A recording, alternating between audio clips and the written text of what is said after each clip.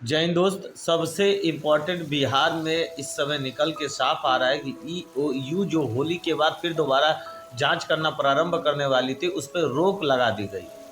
यानी सरकार के द्वारा उस पर रोक लगा दी गई है कि वो किसी भी प्रकार की अब आगे जांच न करे। जबकि ईओयू द्वारा कहा गया था कि होली के तुरंत बाद इसकी जांच फिर प्रारंभ कर दी जाएगी। आपको ज्ञात होगा कि होली से पूर्व इस जांच पे को रोक दिया गया था, ताकि होली समय से सभी लोग अपने अपने घरों में खुशहाली से मना सकें, और होली के बाद इसका पुनः जांच प्रारंभ कर दिया जाएगा, ताकि जो छोटे अभी तक अभियुक्त पकड़े गए हैं, बड़े अभियुक्तों की धरपकड़ किया जा सके। यानी छोटी मछलियों के स्थान पर अब बड़ी मछलियों को पकड़ने की तैयारी चल रही थी, जिसको देखते हुए अब बहुत सारे, मैंने पहले से भी कहा था, बहुत सारे मंत्री और अधिकारी शरण में पहुंच गए हैं। ऊंचे ऊंचे मंत्रियों के, और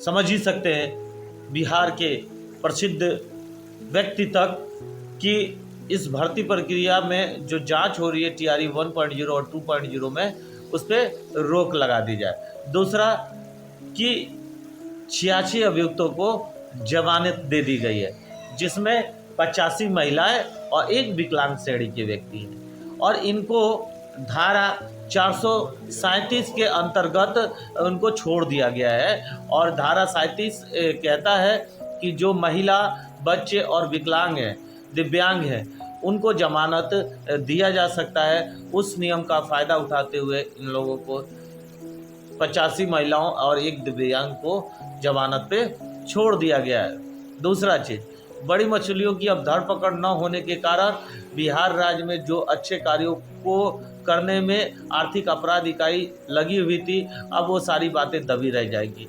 आप लोग को ट्विटर कंप्लेन तेज़ी से चलाना होगा कि इस भर्ती प्रक्रिया को रद्द किया जाए, यानी बीपीएससी 1.0 2.0 भर्ती प्रक्रिया को रद्द किया जाए। ईओयू आर्थिक अपराध इकाई पे किसी प्रकार का प्रतिबंध न लगाया जाए, और आर्थिक अपराध इकाई स्वतंत्र रूप से बिहार में काम कर सके, और चाहे वो नेता हो, मंत्री हो या कोई हो अधिकारी, सबकी गिरफ्तारी करने में वो अपनी समर्थता प्रदर्शित कर सके।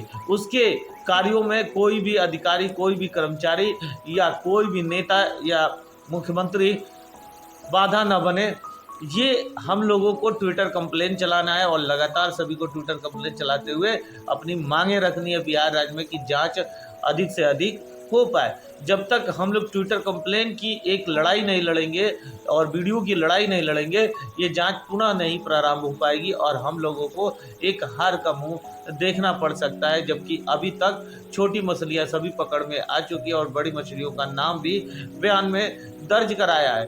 उसके अलावा जिनके जिनके ऊपर संदेह है, उनकी भी गिरफ्तारी हुई है।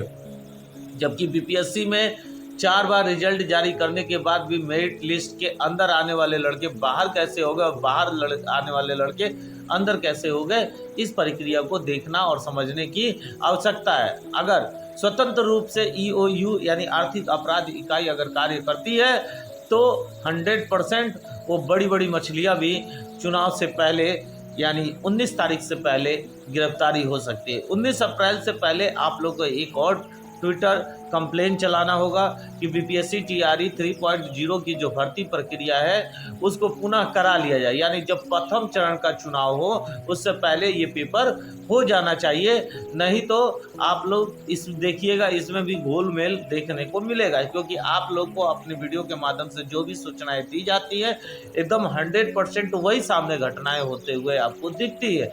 जब तक आप और हम नहीं जगेंगे और अपनी मांगों को सही तरीके से नहीं रख पाएंगे, तब तक हमारे साथ धोखाधड़ी होगा, और अपनी एक सीट पाने में असमर्थ हम हो जाएंगे।